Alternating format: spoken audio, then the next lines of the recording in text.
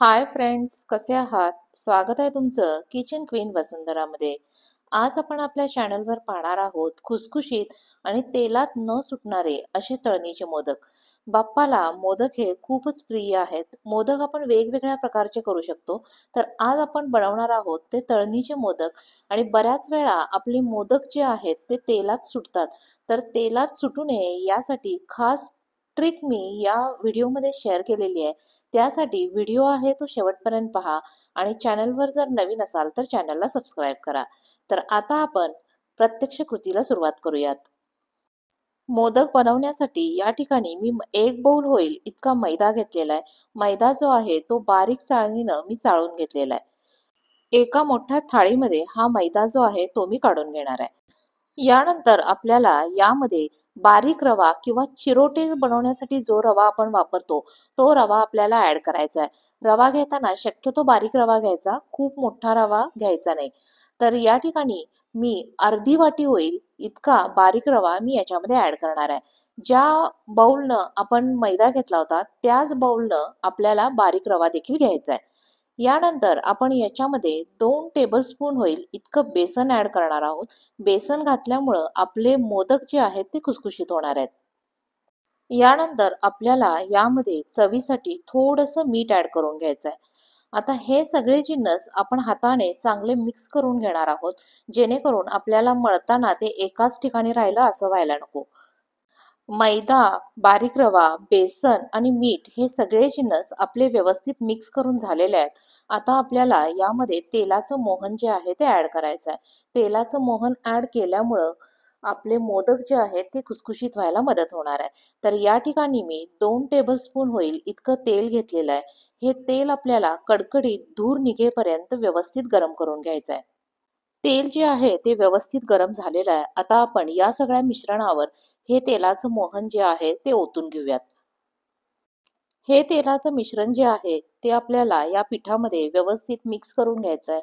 तेलाचं मोहन जे आहे ते आपलं गरम होतं, त्यामुळे सुरुवातीला आपण चमच्याच्या साहाय्याने या सगळ्यामध्ये नीटसं मिक्स करून घेऊयात.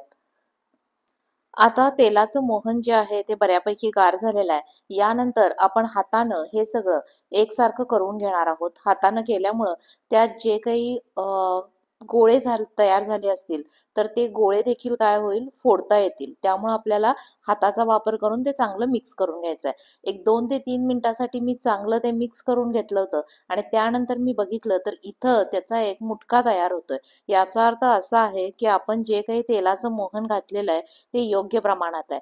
जर तुमचा असा मुटका तयार होत असेल तर तेलाचं प्रमाण जे आपण घेतलेलं आहे ते योग्य आहे. यानंतर आपल्याला हे पीठ जे आहे ते व्यवस्थित मळून घ्यायचं आहे. पीठ मळताना आपल्याला थोडं थोडं करून पाणी घालायचं आहे. खूप हलकं हलकं पाणी घालायचं आहे. एकदम सगळं पाणी ऍड करायचं नाही आहे आणि थोडं थोडं मळत मळत आपल्याला पाणी ऍड करत जायचं आहे. पीठ मळताना आपल्याला त्याची कन्सिस्टन्सी जी आहे ती आपल्याला घट्टच ठेवायची आहे. या ठिकाणी आपण बारीक रवा वापरलेला आहे, त्यामुळं तो रवा खूप काही पाणी शोषून घेतो यातला भाग नाहीये. यासाठी आपल्याला पीठ जे मळायचं आहे ते आपल्याला घट्ट असंच ठेवायचं आहे. हे पीठ जे आहे ते आपण कमीत कमी अर्ध्या तासासाठी किंवा जास्तीत जास्त 1 तासासाठी मुरण्यासाठी म्हणून ठेवणार आहे. त्यामुळं ती कणिक जी आहे ते पीठ जे आहे ते आपलं चांगलं छानसं असं तयार होईल. आणि आपल्याला हे पीठ जे आहे ते चांगलं मळून घ्यायचं आहे. त्याला खूप मळून मळून घ्यायचं आहे, जेणेकरून मोदक जे आहेत ते आपले काय होतील, अगदी लुसलुशीत होतील. चपातीची कणिक सुद्धा मळताना जेवढी तुम्ही जास्त कणिक चांगली मळून घेणार तेवढ्या चपात्या ज्या आहेत त्या आपल्या काय होतात, मऊ होतात. त्यामुळं एक स्किल जे आहे ते आपलं कणिक मळण्यात सुद्धा असायला पाहिजे. तर अशा प्रकारे माझी बऱ्यापैकी जे व्यवस्थित पिठाचा गोळा जो आहे तो तयार होतोय आणि मी त्याला आता पाणी न लावता याच प्रमाणात काय करणार आहे, फक्त मळून मळून त्याला मऊ करून घेणार आहे. आपल्याला खूप मऊ अशी करायची नाही, नाहीतर खूप जर पातळ झालं तर आपल्याला नंतर मोदक बनवताना अडचण येऊ शकते. त्यामुळे सुरुवातीला ठेवताना आपण हे घट्टच ठेवणार आहोत. अशा प्रकारे पिठाचा छानसा गोळा तयार झालेला आहे आणि तो आता मी अर्धा ते पाऊण तासासाठी झाकून ठेवणार आहे, जेणेकरून तो व्यवस्थित मुरला जाईल. पिठाचा छान गोळा तयार झालेला आहे. यानंतर आपण सारण जे लागणार आहे ते आपण तयार करून घेणार आहोत. या ठिकाणी मी सारण तयार करताना पाऊण वाटी होईल इतके तीळ घेतलेले आहेत. तीळ जे आहेत ते आपल्याला थोडेसे गरम करून घ्यायचे आहेत. कढई मी चांगली गरम करून घेतली होती. मंद आचेवर आपल्याला तीळ जे आहे ते व्यवस्थित गरम करून घ्यायचे आहेत, जेणेकरून त्यातला कच्चापणा जो आहे तो निघून जाईल आणि तीळ थोडेसे भाजले गेल्यामुळं आपल्याला सारण जे आहे ते टिकण्यासाठी सुद्धा मदत होणार आहे.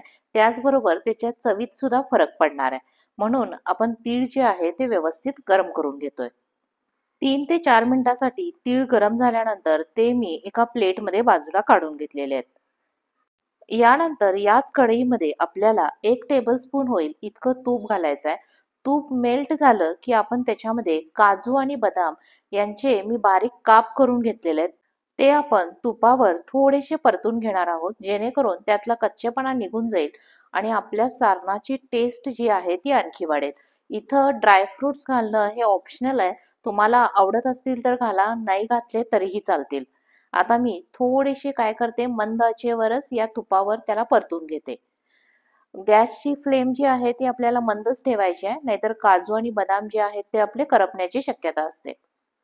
ड्रायफ्रुट्स जे आहेत ते आपले व्यवस्थित तुपावर परतून झालेले आहेत आणि ते आता मी या तिळावर काढून घेणार आहे. यानंतर आपल्याला सुकं खोबरं घ्यायचं आहे. सुकं खोबरं जे आहे ते मी बारीक किसणीनं चांगलं किसून घेतलेलं आहे. खूप मोठ्या किसणीनं किसलं तर आपलं सारण जे आहे ते व्यवस्थित तयार होणार नाहीत. खोबऱ्याचे मोठे मोठे पातळ काप असे आपल्या तोंडामध्ये आले तर ते आपल्याला चवीला चांगलं लागणार नाही. त्यामुळं खोबरं किसताना आपल्याला बारीक किसणीनंच किसून घ्यायचं आहे. या ठिकाणी मी 1 बाउल होईल इतकं खोबरं जे आहे ते यूज केलेलं आहे. खोबरं घेताना आपल्याला सुकं खोबरं घ्यायचं आहे. सुकं खोबरं घेतल्यामुळं आपले मोदक जे आहे ते जास्त दिवस टिकण्यासाठी मदत होणार आहे. जर आपण ओला नारळ वापरला तर मोदक जे आहे ते आपले जास्त दिवस टिकले जाणार नाहीत. या ठिकाणी आपण सुकं खोबरं घेतल्यामुळं हे मोदक जे आहेत ते आपले 10 ते 15 दिवस अतिशय चांगले ॲज इट इज राहतात. सुकं खोबरं जे आहे ते आपल्याला थोडंसं गरम असं करून घ्यायचं आहे. त्यातला कच्चेपणा जो आहे तो निघून जाईल आणि हे खोबरं भाजताना, हे खोबरं गरम करताना आपल्याला मंद आचेवरच करायचं आहे आणि ते सतत आपल्याला हलवत राहायचं आहे, जेणेकरून त्याचा कलर चेंज होता कामा नये आणि खोबरं जे आहे ते आपण बारीक किसलेलं असल्यामुळं ते लगेचच करपण्याची शक्यता असते. म्हणून आपल्याला ते कंटिन्युअसली हलवत राहायचं आहे. 7 ते 8 मिनिटांमध्ये आपलं खोबरं जे आहे ते व्यवस्थित भाजून होणार आहे, छान परतून होणार आहे आणि आता हे व्यवस्थित भाजून झालेलं खोबरं जे आहे ते मी आपण जे काही ड्रायफ्रुट्स काढून घेतले होते त्याच प्लेटमध्ये काय करणार आहे त्यावरच काढून घेणार आहे.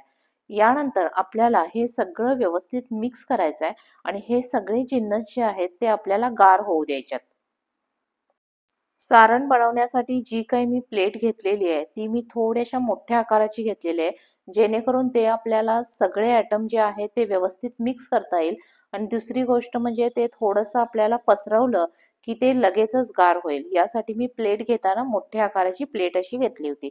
आता हे आपल्याला चांगलं गार होऊ द्यायचं आहे आणि गार झाल्यावर आपण त्याच्यामध्ये साखर ॲड करणार आहोत. गरम असताना जर आपण त्याच्यामध्ये साखर ॲड केली, तर काही वेळेला ते साखरेचे खडे होण्याची शक्यता असते. आता हे मी व्यवस्थित गार करून घेतलेलं आहे आणि यानंतर मी याच्यामध्ये पाऊण बाउल होईल इतकी पिठी साखर जी आहे ती ॲड करणार आहे. साखरेचे गोळे त्याच्यामध्ये असता कामा नये. जर साखरेचे गोळे असतील तर ती साखर काय करायची आपण बारीक चाळणीनं चाळून घ्यायची. तर ही साखर जी आहे ती मी आता याच्यामध्ये ॲड केलेली आहे. आता ही जी पिठी साखर आहे ती आपण या सगळ्यामध्ये मिक्स करून घेऊया. या ठिकाणी मी साखरेचा वापर केलेला आहे. साखर जी आहे ती आपली कोरडी असल्या कारणामुळं मोदक टिकण्यासाठी आपल्याला मदत होणार आहे. गूळ जर वापरला तर एकतर तो गूळ ओलसर असेल तर त्यामुळं काय होईल आपले मोदक जे आहेत ते टिकणार नाहीत. म्हणून इथे वापर करताना साखरेचा आपण वापर करतोय. आणि साखर जी आहे ती मी या ठिकाणी पाऊण वाटी सांगितली होती. तर याची टेस्ट जी असणार आहे ती आपली मीडियम अशी गोड राहणार आहे. तुम्हाला जर आणखी गोड हवे असतील तर तुम्ही साखरेचं प्रमाण वाढवलं तरीही चालेल.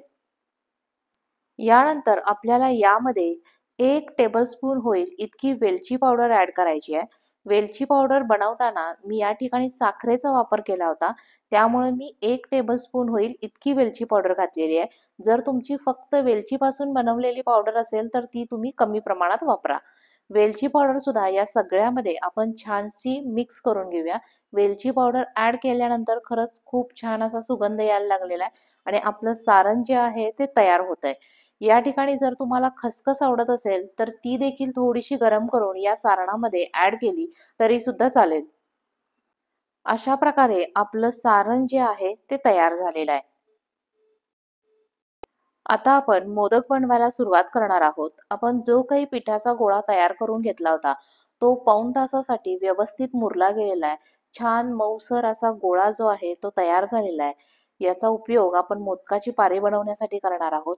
तर तो जो पिठाचा गोळा आहे तो मी अनेकदा थोडासा काय करते मळून घेते आणि त्याला असं आणखी थोडंसं सैलसर असं करून घेते। छान गोळा तयार झालेला आहे। इथं आपल्याला पाणी वगैरे लावण्याची बिलकुल आवश्यकता नाहीये।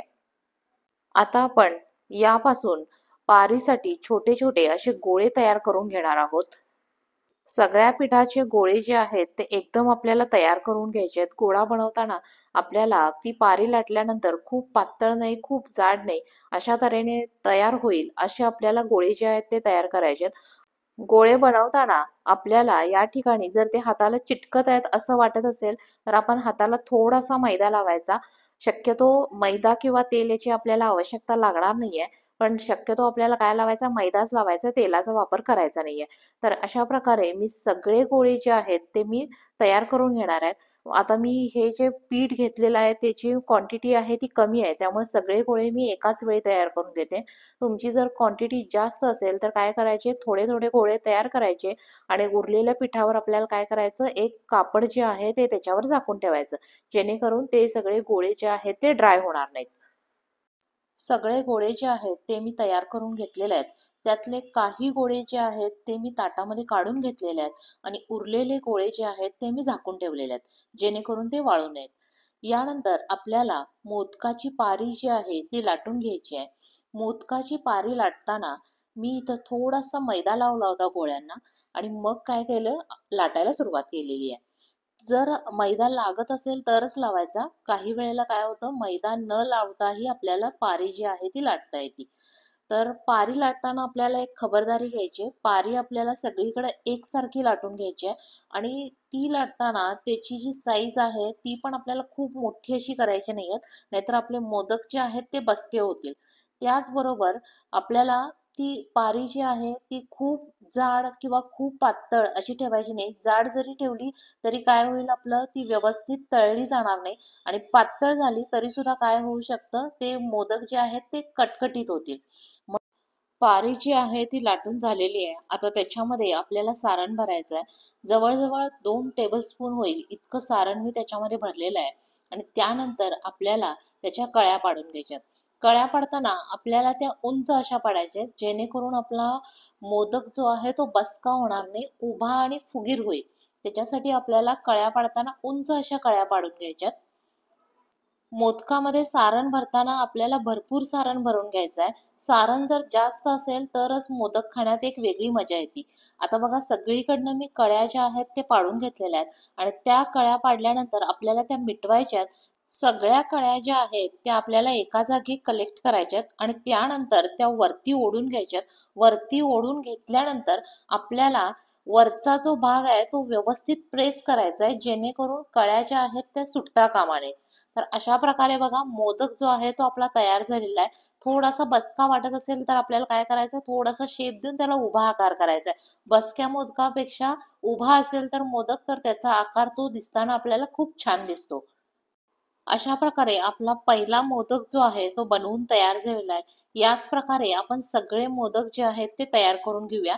मोदक तयार केल्यानंतर ते आपल्याला लगेचच तळून घ्यायचे आहेत। इथं मी मोदक जे आहेत ते तयार करून घेतलेत, माझी क्वांटिटी कमी होती त्यामुळे मी सगळे मोदक जे आहेत ते ॲट अ टाइम तयार केले आणि तळताना मी लगेचच ते काय करणार आहे तळून घेणार आहे।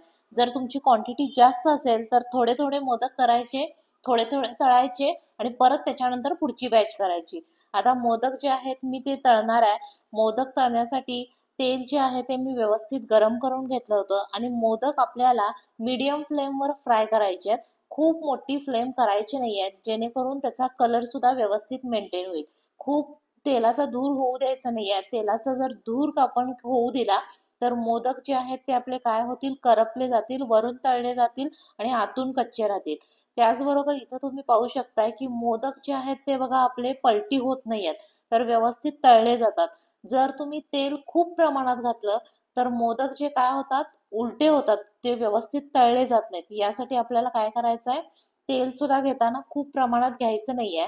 आणि आता इथं आपण पाहू शकतो, आपल्याला सगळीकडून मोदक जे आहेत ते व्यवस्थित तळले जावेत, यासाठी मी त्याच्यावर काय केलेलं आहे, थोडंफार तेल उडवलेलं आहे आणि त्याचबरोबर काय आहे, ते आपल्याला थोडेसे पलटी करून घ्यायचे आहेत. मोदक तळण्यासाठी आपल्याला 3 ते 4 मिनिटं इतका वेळ लागणार आहे आणि यानंतर आपण हे तळून तयार झालेले मोदक जे आहेत ते प्लेटमध्ये आपण काढून घेतोय. तर इथं तुम्हाला वाटत असेल की मोदकाचा कलर जो आहे तो कमी तळल्यासारखा दिसतोय, तर असं नाहीये. आपण मीडियम फ्लेमवर तळल्यामुळं आपला कलर जो आहे तो व्यवस्थित मेंटेन झालेला आहे. आता याचप्रमाणे आपण काय करतोय, मोदकाची पुढची बॅच जी आहे ती तळून तयार करतोय.